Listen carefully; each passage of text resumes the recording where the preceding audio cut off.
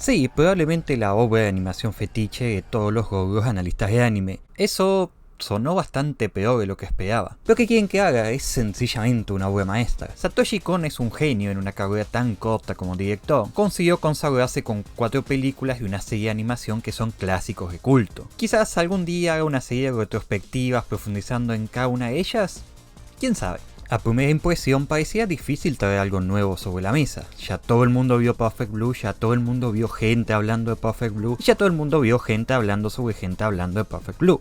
Y, sin embargo, con esta cinta siempre algo nuevo pareció. Es capaz de brillar con luz renovada porque, a pesar de estar cerca de sus 30 años, sus temas se mantienen en una actualidad constante. La construcción de la identidad o de las identidades que cada uno de nosotros revela al resto del mundo es una invariante a lo largo del tiempo. Es como hablar sobre el amor o sobre la muerte, son estos grandes temas que involucran a los seres humanos de diferentes épocas. La cultura de los fandoms, las relaciones parasociales, la deshumanización, podemos ver en esta película las semillas de fenómenos que nos involucran a todos a día de hoy, en tanto seres tan individuales como sociales, en un filme que dure apenas 1 hora y media. Este análisis está basado en un pequeño artículo que escribí para la universidad durante la pandemia hace ya algunos años. Viene al punto mencionarlo por 2 razones. La primera, para presumir que ya aprobé mi tesis de licenciatura, por lo tanto soy oficialmente un psicólogo. Pero la segunda es para advertir que este video tiene una estructura un poco más academicista. No es que vaya a ponerme a citar en normas APA, todavía está pensado para un público general, con la diferencia de que todas las fuentes y referencias las dejo en la descripción del video.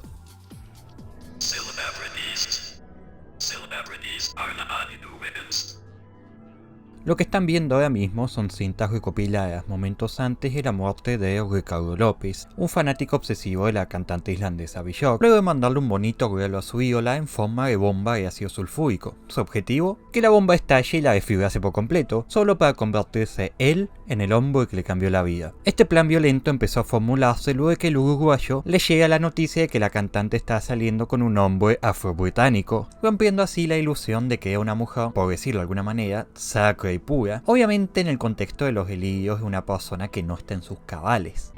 Un año después, sin ningún tipo de posibilidad de influencia, Satoshi Kon estrena Perfect Blue, alertándonos del aterrador lado de la exposición social y la toxicidad de los vínculos entre las personas famosas y sus fanáticos. Para los que todavía no la vieron, que no sé qué están esperando, la historia se sitúa en el Japón de finales de los 90, principios de los 2000. El internet está dando sus primeros pasos hacia la masificación popular. El fenómeno musical de las idols está alcanzando su pico en el país nipón antes de exportarse a Corea, y la música todavía se escuchaba en un Walkman. Mimaki Goe es una joven cantante pop en un grupo de idols que está intentando dejar atrás su carrera musical para entrar de lleno en el mundo de las series dramáticas o telenovelas para adultos. Pero esta transición no es de ninguna manera fácil para ella, porque de a poco Mima empieza a ser víctima de acoso. Ciertas personas dentro de su círculo de fans no están de acuerdo con su cambio de personalidad y están dispuestas a todo con tal de tener a su vieja yo de vuelta. López ya no podía distinguir entre la Björk real y la Björk fabricada en su cabeza de la cual se había enamorado, y podemos ver hechos violentos muy similares en el caso de Mima. Lo que empieza con llamadas silenciosas y faxes amenazantes, escala hasta cartas bombas y ataques a las personas de su entorno. Sumado a que descubre que hay una página web llamada El Cuarto de Mima, en donde alguien parece estar haciéndose pasar por ella, imponiendo la personalidad de chica idol feliz y tontita para contestarle a sus fans y monitoreando constantemente su vida personal, subiendo información que solo alguien de su círculo íntimo podría tener. Poco a poco podemos ver que esta situación de estrés y paranoia constante empieza a ahondar en la salud mental de nuestro protagonista.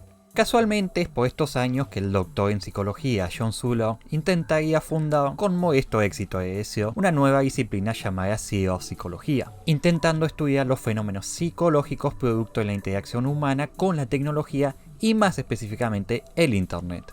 No es casualidad, ya que en esta época todo el mundo estaba maravillado y a la vez intrigado sobre las implicancias que tendría para la sociedad esto de la red. En 2004, Zuller publica todo un artículo analizando las posibles razones por las que las personas nos convertimos en, básicamente, monstruos apenas pisamos el mundo digital. Para parte de su fanbase, Mima es solo un objeto, es una persona famosa. Como tal, es muy común esta concepción de que debería estar más allá de los medios mortales como nosotros. Debería ser impermeable a las descargas de odio que se vierten sobre ella y tener las opiniones y comportamientos que la sociedad considera correctas. Su stalker literalmente la sostiene en la palma de su mano, como un ser perfecto y elevado en contraposición a los planos mundanos de ella comprando en un supermercado. Poco a poco, a través del blog, empieza a imponer una visión idealizada sobre la realidad, construyendo una mima distinta a la mima del mundo real y posicionándola para que se parezca más y más a la ilusión que tiene de ella. Zuller atribuye este tipo de comportamientos a la incapacidad de distinguir entre entornos de fantasía en línea y entornos sociales en línea. Si yo leo que soy un Vulpea Kawaii Desune en un server de rol de World of Warcraft, bueno,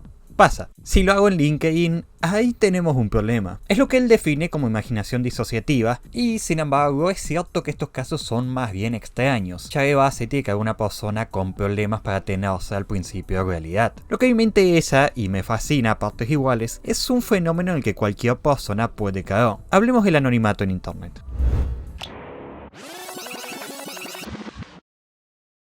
Cuando yo empecé a usar internet, el mundo digital era literalmente una dimensión diferente, un lugar ficticio y separado de las responsabilidades reales. Si alguien te insultaba, solo decías, internet serious business y seguías con tu vida. Lo virtual no existía en continuo con la realidad como lo entendemos a día de hoy, sino que era un fenómeno mucho más lejano. Muchas personas parecen sentir una nostalgia por esta era del internet arcaico, que yo no termino de compartir. Pero sí me parece importante entender que en esta época la mayoría de gente veía la vida en internet como una especie de juego con reglas y normas que no se aplicaban a lo cotidiano. Una vez apagabas el PC, toda la identidad virtual que habías creado se quedaba en la digitalidad. El ser un no-name en el vasto mundo de la red, las cuentas, juegos de Twitter, los fanáticos sin rostros de mima, el chat. El hombre es menos él mismo cuando habla en nombre propio. Dale una máscara y os diga la verdad. Frase quemadísima de Oscar Wilde, pero que ya nos adelanta una cara del problema. ¿Cuántas barbaridades se han dicho detrás de una monita china de anime? Expresando comentarios tan fascistas que harían llorar al mismísimo Mussolini. Y si ya sumamos que hoy en día ni siquiera podemos estar seguros de que detrás haya una persona real, es todo bastante apocalíptico. Ahora, a mi entender, el anonimato es solo una de las dos caras del problema del acoso en internet. El otro tiene que ver con que poco a poco la gente se está volviendo carcasas. El peligro es que muchos de estos individuos empiezan a constituirse en el hombre masificado de Ortega y Gasset. Individuos que ya no pegan de manera autónoma, sino de forma homogénea, dejándose arrastrar por la ola del pensamiento mayoritario, formando así la masa. Esa amalgama de anónimos que entendemos que se mueven, que pueden adorar, odiar, insultar, envidiar o querer a sus ídolos, mutando sus posiciones de un día para el otro, dependiendo de cómo vaya la corriente. En lo que sí difiero con estos autores es que ellos están pensando en una única masa, una única hegemonía totalizadora del pensamiento, mientras que hoy en día, con la posibilidad de segmentar la propaganda y los espacios de socialización, con los algoritmos dándonos constantemente lo que deseamos, se constituyen muchas olas, pero todas encerradas en peceras de eco. Esa parte de la amalgama te quita sensación de responsabilidad, y cuando ahondas en los casos más escabrosos del linchamiento digital, de gente que se terminó suicidando por no poder sobreponerse al odio masivo de los anónimos, te encontrás del otro lado muchos solo lo insulté porque todos lo hacían, o era un chiste, o no pensé que iba a llegar tan lejos. Citando a Freud, que a su vez está citando a Gustave Le Bon, el individuo, integrado en una multitud, adquiere un sentimiento de potencia invencible, merced al cual puede permitirse ceder a instintos que antes, como individuo aislado, hubiera refrenado forzosamente. Desaparecerá para él el sentimiento de responsabilidad, poderoso y constante freno de los impulsos individuales. Podría seguir kilómetros y kilómetros por este camino, pero no lo hago porque en este caso Mima no solo es víctima de la masa de aficionados que se resisten a dejar ir a su antiguo yo, de las personas que están constantemente haciendo comentarios sobre ella, tanto para bien como para mal, sino que está luchando contra algo mucho más complejo. Está luchando contra su otra yo, está luchando contra su identidad perfecta, está luchando contra su identidad virtual.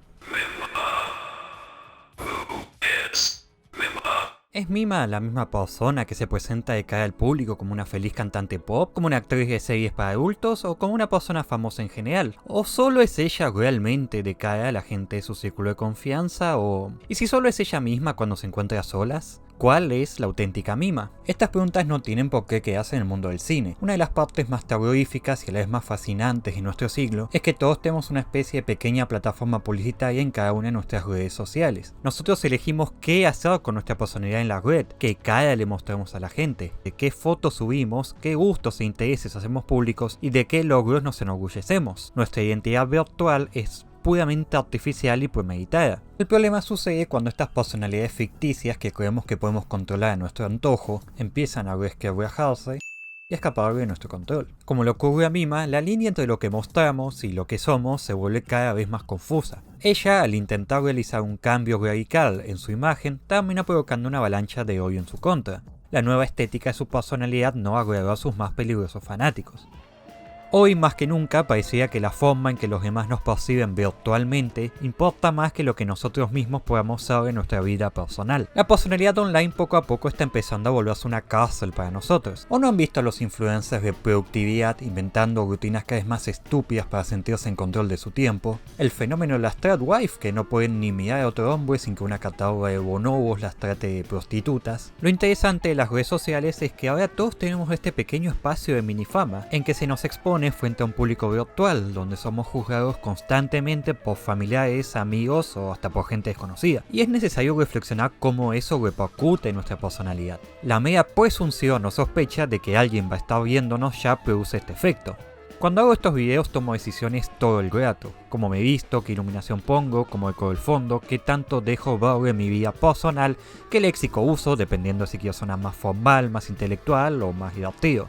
Nuestra identidad virtual, nos guste más o menos, seamos más o menos sinceros, está fabricada. Pero acá viene lo interesante. Entre los expertos existen muchas posturas muy diferentes en base a qué rol representan para nuestro yo todas estas identidades. Sherry Turkle en el 95 publica Life on Screen, la vida en la pantalla, analizando los albores del internet. Ella defiende la postura de que la identidad no es una única, ni son dos, sino que son múltiples. El internet nos permite ponernos y sacarnos diferentes máscaras todo el tiempo, con el peligro de que una de estas máscaras nos guste más que nuestro rostro real. A cualquiera de nosotros puede pasarle lo mismo que a Mima, confundirnos respecto a quiénes somos realmente. Eso lleva a una serie de preguntas, entonces, ¿quién es mi auténtico yo? El que porta la máscara de la virtualidad y puede expresarse lo que quiera, pero a costa de saber que es una identidad creada y manipulada de antemano, o el auténtico yo es la persona de carne y hueso que no puede ejercer su voluntad o sus deseos sobre sí mismo con la misma facilidad. ¿Quién es más real? ¿Cuál dice la verdad sobre mi identidad y cuál dice la mentira? Al igual que Mima, todos parecemos estar fragmentados en personalidades múltiples y tampoco sabemos cuál de ellas es nosotros mismos. La misma Turkle, en publicaciones más recientes, ha ido poniéndose cada vez más pesimista. Las identidades online ya no son algo que controlamos, ya las pantallas no son la frontera, sino que están invadiendo nuestro mundo real. La tecnología móvil ha destruido esta separación y se ve en las nuevas generaciones un miedo constante a que alguien los esté grabando, a que deben ser perfectos y consecuentes con sus acciones todos los segundos de su vida. No vaya a ser que alguien los apunte con una cámara y eso termine formando su identidad virtual por fuera de su control. Cada vez tenemos menos privacidad en internet y no hay empresa que no esté depredando nuestros datos cada vez que puede. Lo que hace doblemente siniestro a Perfect Blue no es solo todo lo que venimos hablando de que es una identidad real y que es una identidad falsa, sino que a Mima esta segunda se le impone. Lucha desesperadamente por dejar su pasado atrás y moverse a una nueva personalidad, pero las cadenas que la sujetan son demasiado fuertes. Los fans son un problema, sí, pero ella misma siente nostalgia por los días de inocencia y felicidad de su periodo idol, en contraposición de los horribles desafíos que supone el mundo de la actuación, donde tiene que aceptar humillarse a sí misma, desde su perspectiva, para obtener mejores papeles progresivamente. De alguna forma se siente culpable de haber tenido que traicionar a sus fanáticos. Al final cambió una relación mucho más directa de vitoreos y aplausos a una invisible donde el único feedback que recibe son ataques y amenazas. Incluso llegando al punto en que los fans prefieren directamente alucinar con que todavía sigue arriba de los escenarios. La nueva Mima es forzada a sexualizarse para vender, contrastando cada vez más con la Mima idealizada, inocente y pura. Para pasar a la mitad de la película, la frontera entre su mundo personal, el mundo ficticio de la fama y su propia mente está completamente alterada. Escenas de estos mundos saltan entre sí, a veces parecen estar sucediendo simultáneamente, a veces mezclados, porque nunca está seguro de lo que realmente está sucediendo. Tal como lo vemos nosotros, es como lo está viviendo Mima. El constante estrés y paranoia degenera a tal punto de que ella ya no sabe qué personalidad se supone que está viviendo. La pregunta de quién es Mima resuena en todas y cada una de las escenas. Y, sin embargo, también hay una verdad ineludible. Nuestra identidad no es solo una fabricación individual, sino que está inevitablemente atravesada por las opiniones y percepciones de los demás. Si nos vamos a autores clásicos como Tagfeld, nos damos cuenta de que es imposible pensarnos a nosotros mismos sin que haya un otro presente. Carajo, si retrocedemos hasta Jung, hasta ahí está la idea presente de la máscara social, diferenciando lo que somos de lo que mostramos y los problemas que acarrea confundir el uno con el otro. Goffman, por su lado, comparte esta visión teatral de la identidad, pero contradice profundamente la idea de que hay una identidad subyacente, original y y Bogaea, sino que los roles sociales, las etiquetas y las expectativas de los demás son partes esenciales del rompecabezas que forman el yo. Otras obras han tratado este tema de maneras muy interesantes. Uno de mis capítulos favoritos de anime en general es uno de Fractale, en que los protagonistas visitan Xanadu, la ciudad del futuro. Una ciudad hipercapitalista sostenida en la más pura de las mentiras, donde la decoración, los edificios, el suelo, todo está formado parte de concreto cartón y por encima repintada con una fina capa de hologramas, incluso sus ciudadanos. La ciudad se sostiene en base a engañar a nuestros sentidos y, sin embargo, también Xanadu es el único lugar en donde muchas personas con enfermedades terminales o postradas pueden vivir una vida más o menos normal. Xanadu es todo lo que les queda. Aquí, Colin es un joven rubio, elegante, puede disfrutar del arte y sus pasiones. Si en esta ciudad solo es un chico paralizado conectado a una docena de máquinas para mantenerse con vida. ¿Cuál de los dos es Colin realmente? ¿La mente libre o el cuerpo atrapado? Kaiba, por su lado, responde desechando completamente la importancia del cuerpo. Es una serie donde cambiar de cuerpo es tan fácil como mover un USB de un puerto al otro. Entonces es la mente la que realmente lleva al quiénes somos nosotros mismos. Pero igualmente, acá los recuerdos se implantan y se manipulan, entonces uno no puede fiarse solamente de uno mismo para saber quién es. Es así como llega a la misma conclusión que Lane, por ejemplo. Lo único que confirma quiénes somos es un otro. Existimos en los recuerdos de los demás, en los reflejos de sus miradas.